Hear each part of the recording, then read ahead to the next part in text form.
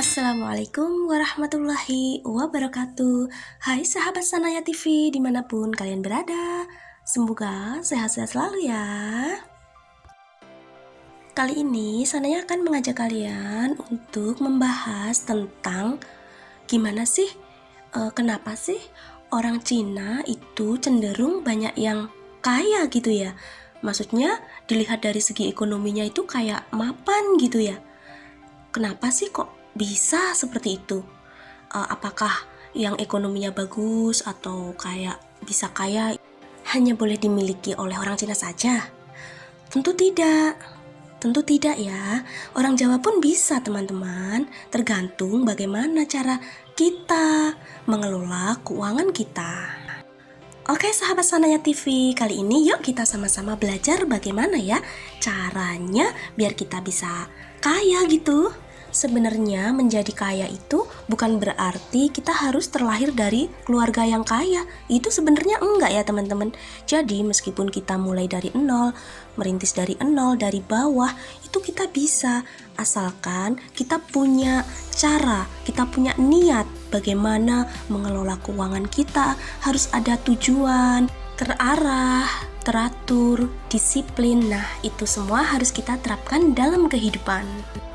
Nah, jadi kita harus pandai mengelola keuangan kita.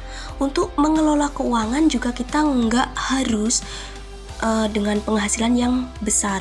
Walaupun kita punya penghasilan kecil sekalipun, kita masih tetap bisa loh untuk mewujudkan tujuan-tujuan kita gitu, untuk menjadi kaya itu bisa. Karena meskipun penghasilan kita besar sekalipun, kalau kita salah dalam pengelolaan keuangan kita, ya hasilnya akan tetap nihil dan akan stuck di sini saja, nggak ada kemajuan gitu ya. Tapi sebaliknya, kalaupun penghasilan kita kecil tapi kita pandai dalam pengelolaan keuangan, ya pasti akan ada kemajuan. Kita harus memahami betul berapa penghasilan kita, berapa pengeluaran kita, berapa yang harus kita keluarkan untuk kebutuhan kita sehari-hari.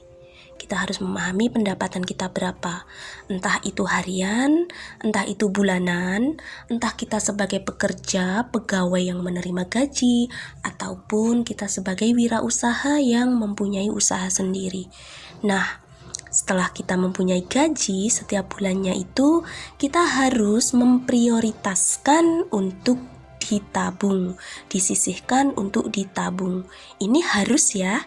Jadi jangan nunggu kalau ada sisa, tapi memang harus diprioritaskan di awal gajian. Kita ambil kita ambil langsung untuk ditabung berapa persen gitu. Seperti ini, langkah seperti ini harus kita biasakan, rutin, disiplin, dan kita terapkan terus. Semakin lama tabungan kita ini akan bertambah. Dan satu lagi, harus konsisten. Nah, konsisten ini yang susah ya. Kadang-kadang mungkin bulan ini kita nabung, bulan kedua kita nabung, bulan ketiga enggak, bulan keempat nabung, bulan berikutnya enggak. Jadi enggak seperti ini. Kita harus konsisten nabung, setiap bulannya nabung, berapa persen kita sisihkan untuk ditabung. Dan untuk menabung itu nggak harus menunggu kita punya penghasilan yang besar ya.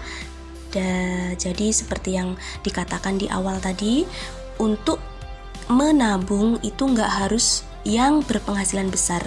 Yang berpenghasilan kecil sekalipun masih bisa, asalkan kita ada niat, pasti bisa. Nah, menabung itu adalah langkah pertama yang harus kita lakukan untuk mencapai tujuan kita ya. Jadi, pertama adalah menabung. Yang kedua, kita sisihkan juga dari penghasilan kita berapa persen untuk keperluan-keperluan yang mendadak. Kita kan nggak tahu nih, kita akan apa, butuh apa. Sekiranya ada kebutuhan yang mendadak, kita itu udah ada persiapan dana. Nah, dana itu juga kita harus sisihkan dari uang gaji kita. Di awal gaji pertama, kita ambil kita sisihkan. Nominalnya menyesuaikan penghasilan kita. Kalau misal posisi kita benar-benar dari bawah, dari nol, maka kita harus terapkan hidup sederhana. sederhana bukan berarti pelit ya, bukan. Tapi hidup sederhana lebih mengutamakan pada pemenuhan kebutuhan dasar, mengurangi konsumsi berlebihan, dan tidak mengutamakan kemewahan.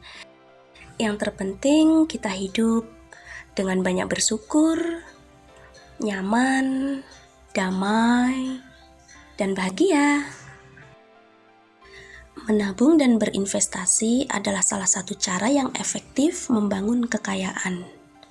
Karena uang tidak hanya tersimpan, tergerus inflasi, namun bisa berkembang biak. Caranya dengan mengalokasikan dana tabungan kita ke dalam bentuk saham, emas, properti, jadi untuk membangun modal jangka panjang. Oke, cara selanjutnya yang tidak kalah penting yaitu dengan cara bersedekah dan terus berdoa. Berusaha, jadi diimbangi antara berusaha dan berdoa. Insya Allah, walaupun kita berasal dari bawah, dari nol, pasti bisa kaya. Ini 1974. Ini uangnya berapa, Pak? 1974. Oke teman-teman, cukup sekian ya video kali ini. Semoga bermanfaat. See you the next time. Wassalamualaikum warahmatullahi wabarakatuh.